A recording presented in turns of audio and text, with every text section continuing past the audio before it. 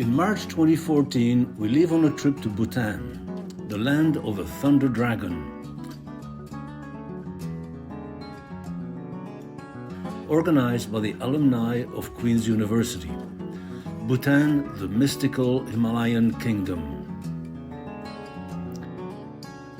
Bhutan is a very small country, perched in the central Himalayas between India, China and Tibet. We will be flying to Hong Kong, transfer to Bangkok. After a day in Thailand, fly to Paro via Calcutta.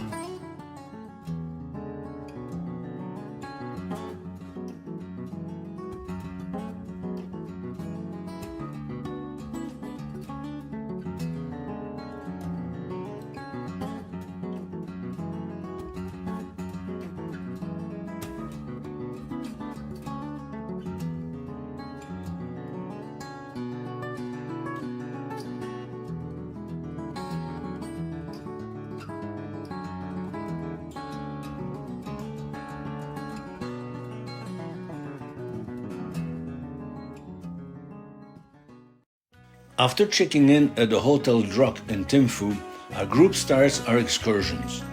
Our first will be a tour of the Tashiccho Dzong, the fortress of the glorious religion. It is about 2 to 3 kilometers from the hotel. A dzong is a fortress and a monastery, also serving as religious, military, social and cultural centers for their districts.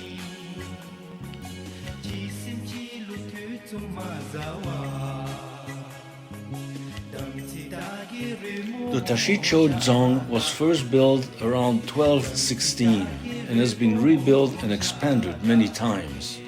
Bap, our great guide, is wearing a go, the traditional knee-length robe with long sleeves and broad white cuffs. Here, being on an official site, he also wears a ceremonial scarf. The cherry trees are starting to bloom.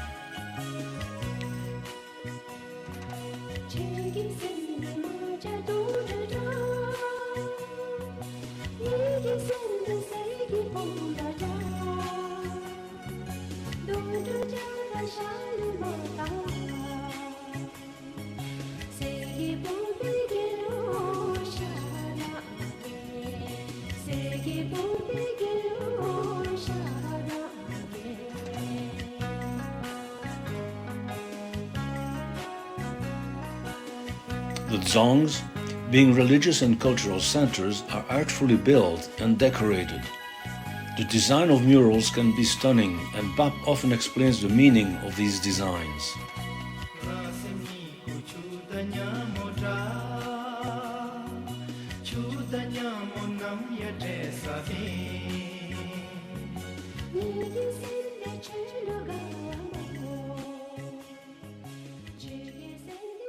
It is also included in the 4 powerful animals. I'll show you it on the top. The 4 powerful animals, it also symbolizes the 4 different elements: fire, water, wood, and air.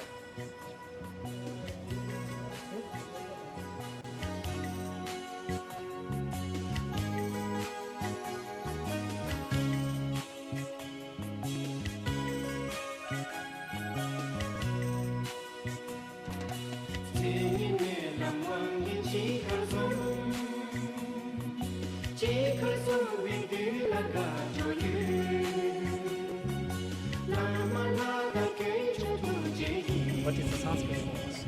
Prayer wheels are found everywhere, not just in dzongs. The wheels are inscribed with chants and prayers, broadcasting health, good luck, happiness, prosperity as they are spun around. The person spinning them is in fact sending these greetings of good luck and fortune through the airs to others. The same principle as prayer flags. People will spin them as they walk along the walls.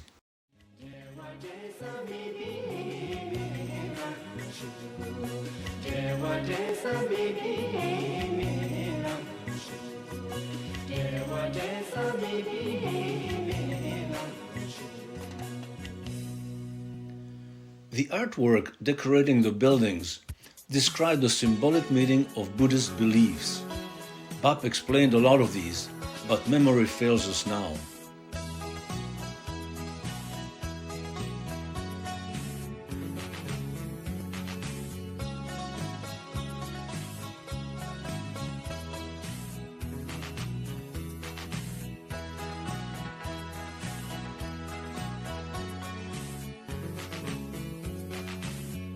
a view of the Dzong from an elevated viewpoint.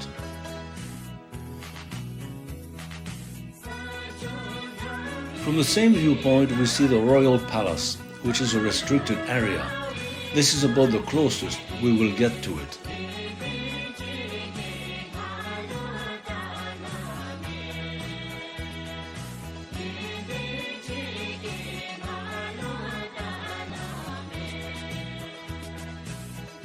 Our next stop will be the Thang Tong De Wachen Tup Top, Buddhist nunnery, first established in 1641 by a Tibetan Buddhist master. It is a center of spiritual practices and meditation for its community of about 60 nuns. It is a classic Bhutanese design.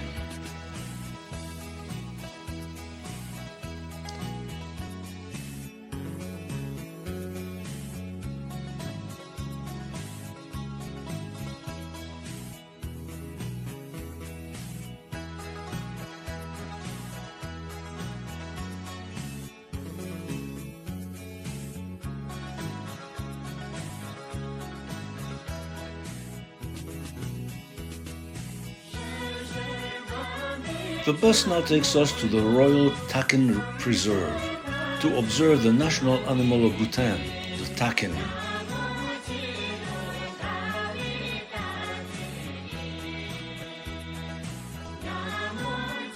The Takin is found in the Himalayas and western China.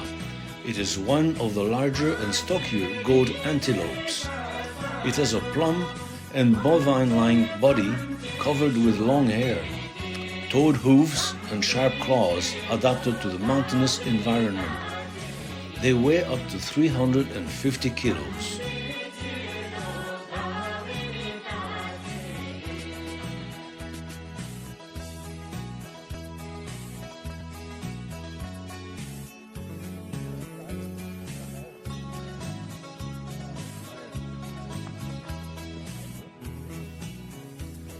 In this very large enclosure, there are also a variety of deer.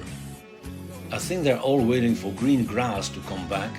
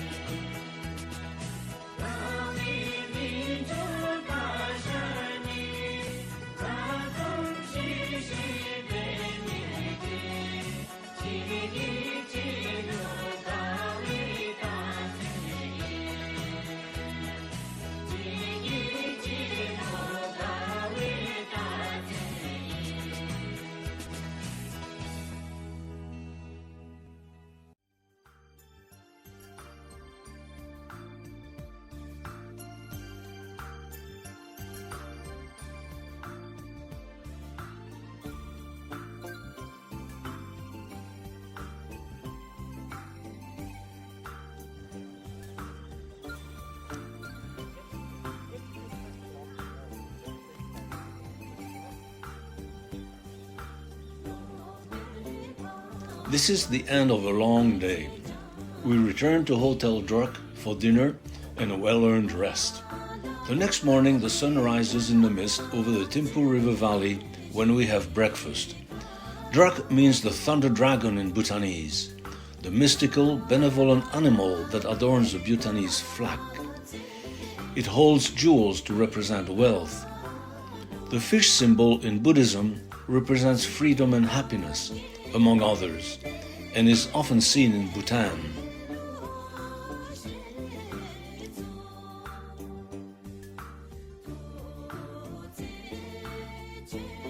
The clock tower is next to the hotel, and the building is under construction.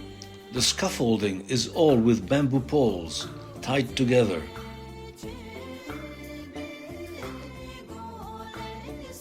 We will start the day with a visit to the National Memorial Chorten. Chorten is a Tibetan word for stupa, Both refer to religious monuments in Buddhist culture and are used interchangeably in English. They can take various shapes and some contain relics. This Chorten was built in 1974 as a memorial to the third Druk Gyalpo, the third Dragon King of Bhutan. He is celebrated as the father of modern Bhutan. His reign from 1952 to 1972 profoundly transformed the Himalayan kingdom, modernizing it while preserving its culture. There are large prayer wheels in this building. They are decorated with the greetings in Bhutanese script. People walk around them and push them along, spreading the greetings and prayers with a ringing of bells. Some old women are just sitting and rotating a handheld prayer wheel.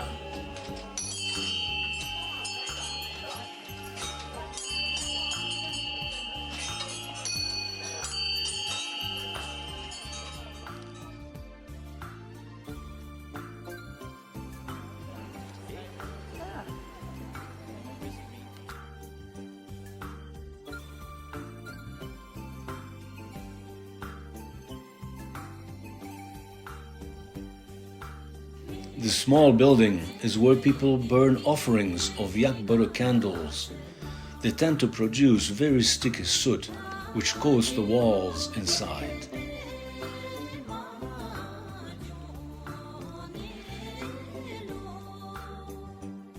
There are kowtows platforms lined up outside, and Nancy used her past experience to participate.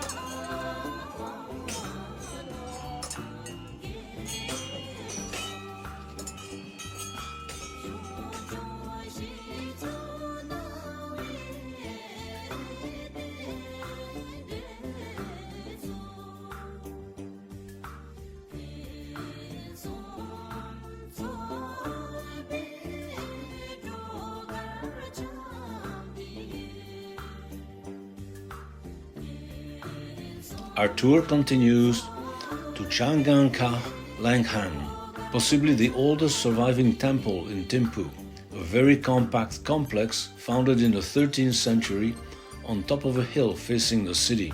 This is a very old structure situated in a precarious place and undergoing some solidification work.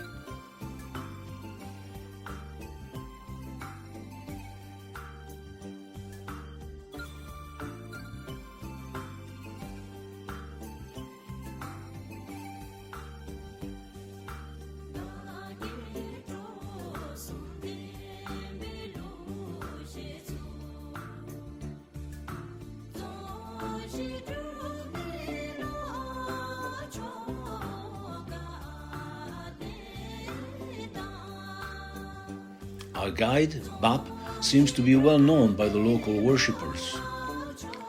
We only toured the outside of this temple.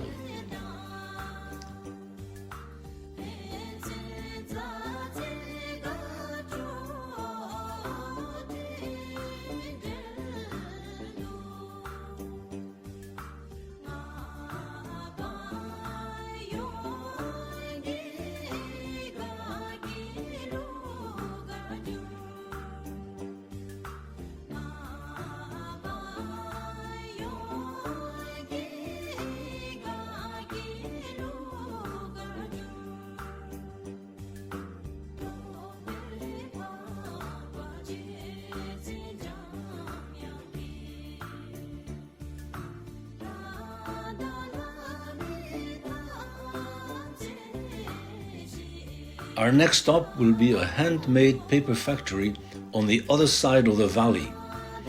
We have a beautiful, clear and warm day to drive through the neighborhoods and enjoy the amazing landscape.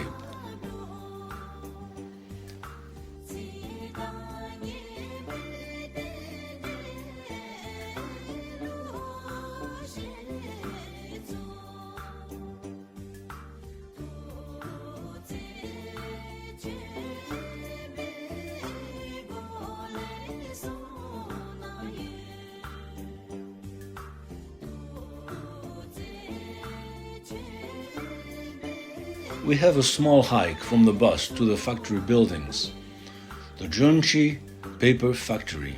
The process starts with the soaking and degradation of any fibrous material, leaves, wood pieces, vegetations of all sorts, in a large concrete vat. Some basic chemicals like caustic soda and sodium sulfate are added to dissolve the lignin and separate the cellulose fibers. A mechanical agitator speeds up the process.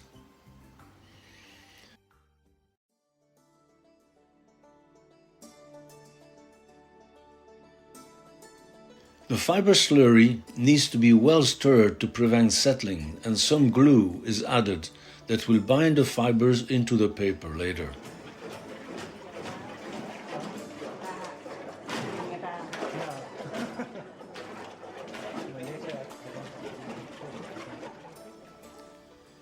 A simple screen is used to evenly disperse the slurry and drain off the liquid.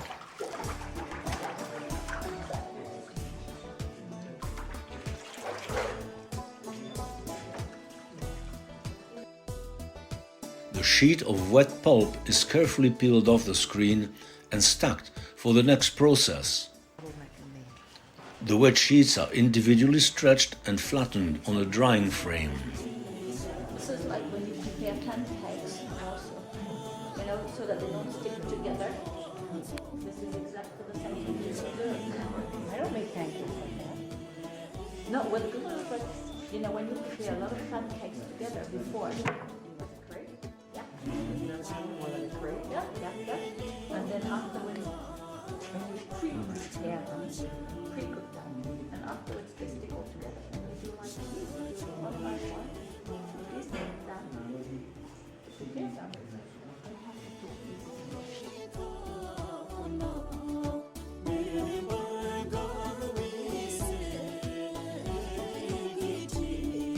The craftsman papermaker can incorporate designs such as leaves or watermarks within the sheet of wet paper before drying.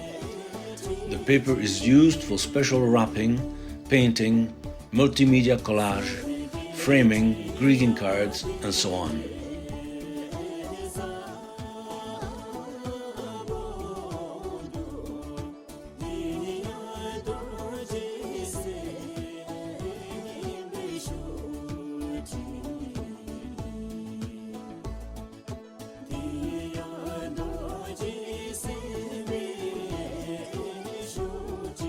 Our morning tour continues with a bus ride to the Folk Heritage Museum.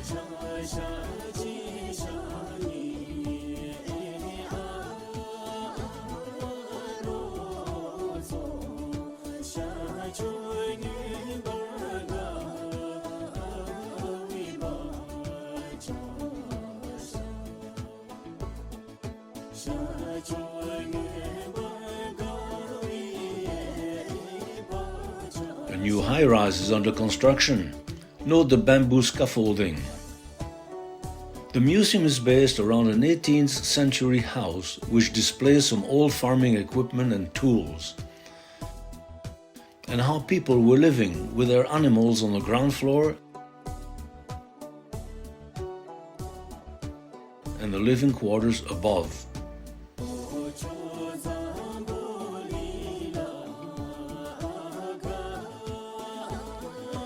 Boards and heavy stones are placed on old roofs to protect them from heavy winds.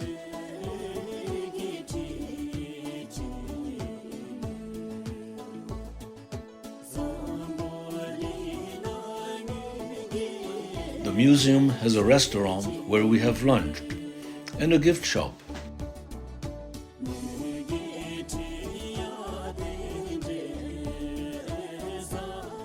After lunch, our bus takes us back in the city.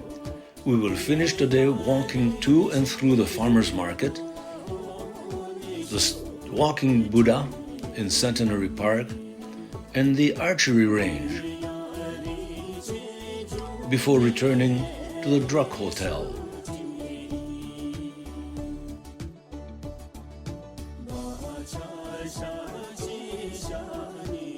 The farmers market is very clean and well organized. We are impressed with the wide variety of rices available. And Bak tells us about very spicy peppers. The smaller red ones are the hottest. One special dish is pepper cheese, hot peppers in a yak cheese sauce.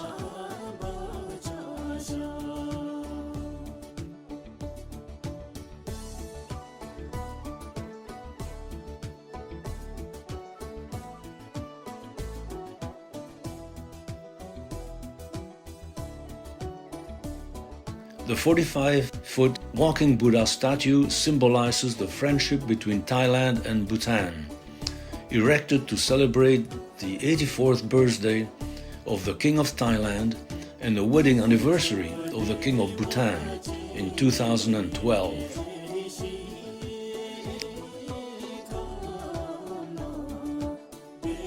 In the distance, we spot what can only be a huge statue of Buddha on the side of a mountain. Little do we know that we will be walking at its feet the next day. Archery is deeply ingrained in history and culture in Bhutan, so it is much more than game. I was incredulous at the distance they shoot the arrows at a rather small target, 140 to 145 meters, almost 500 feet, compared to the Olympic standard of 70 meters.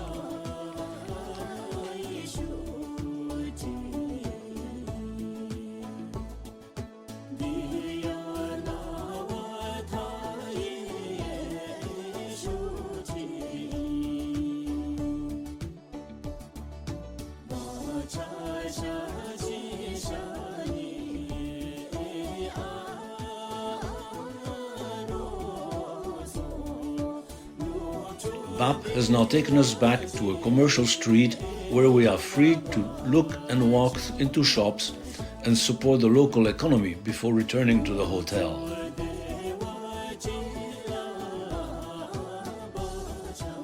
Nancy has bought a beautiful hand-woven piece of cloth in a local shop. It is actually a kera, a skirt tied in a very special way. Another bright sunny day. The sun is shining, but there is some mist in the air. The hotel is on one of the main streets in Thimphu. From our room, we see that our buses have arrived, ready to take us on the excursion. We are going to see the giant statue of Buddha Dornema, which we had seen from afar the day before. The drive through the mountains south of the city will be challenging with many sharp switchbacks and stunning scenery.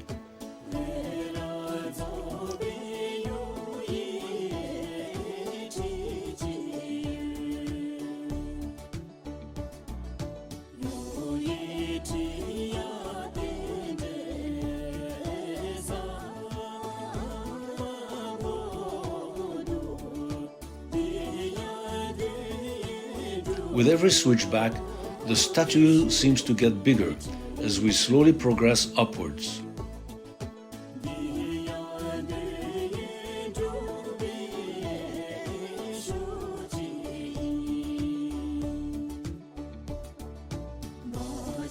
The project is still under construction. Bak tells us that this statue is a gift from China to Bhutan, and the Buddha is 51 meters tall. The bronze statue was constructed in Nanjing, in China, and the cost was about $50 million, with the whole project costing over $100 million. The internet indicates that the project was sponsored by a businessman from Singapore.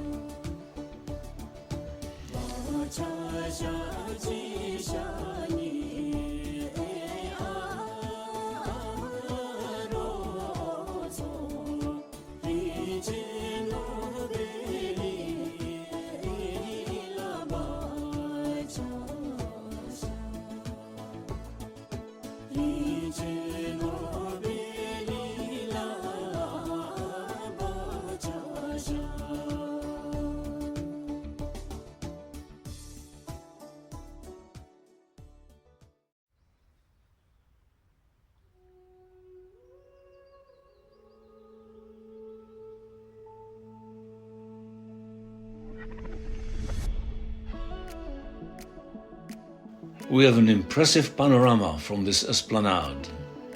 One can make out the switchbacks on the road.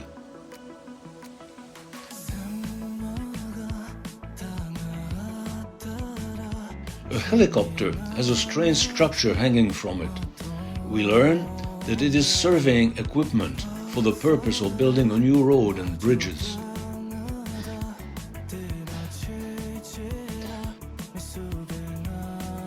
Our next stop will be the National Institute for Zorig Dzong, literally the 13 arts and crafts forms in Bhutan. It was established by the government in 1971 to promote the Bhutanese contemporary art forms such as painting, carving, calligraphy, sculptures, weaving, and so on. Students spend 4 to 6 years to master their crafts. Visitors are welcome at certain times, linked to student breaks, to minimize disruptions to the concentration needed to learn.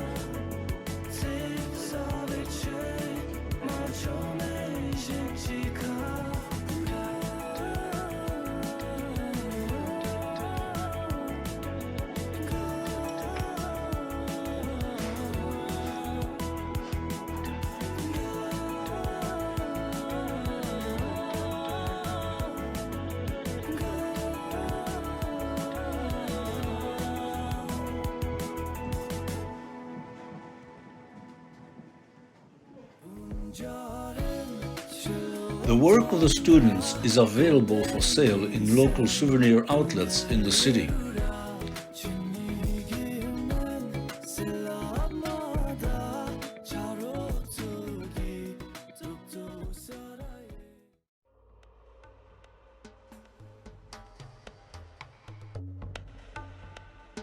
A sample of Bhutanese decorated boots.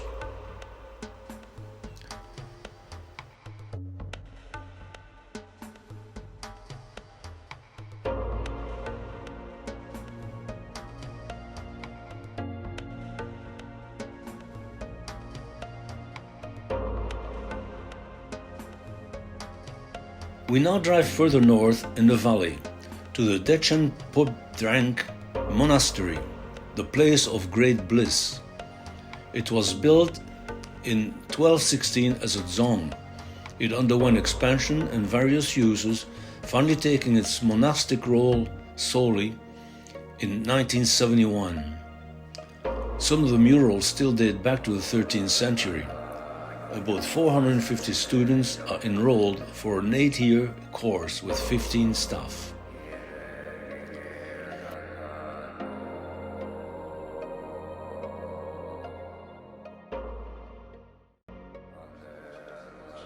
Pictures are not allowed in the prayer room. I hide the camera behind Nancy and turn it on to record the chanting.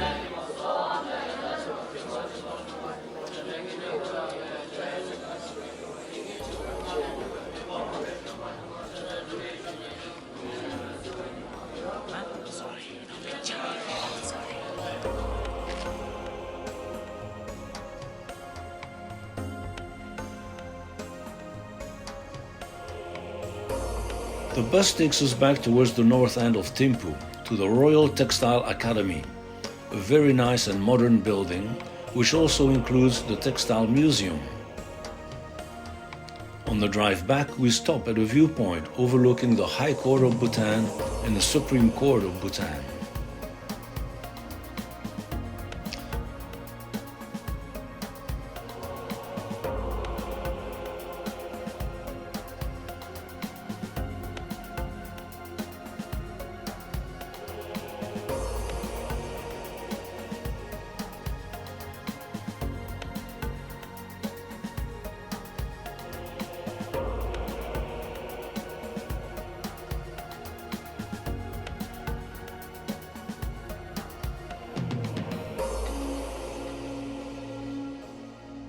The entrance hall of the museum is adorned by this gigantic and beautiful tapestry of Lord Buddha. Unfortunately, my lens cannot capture the whole tapestry without getting the ceiling ledge in the picture. The Academy is surrounded by the impressive landscape of the Himalayas.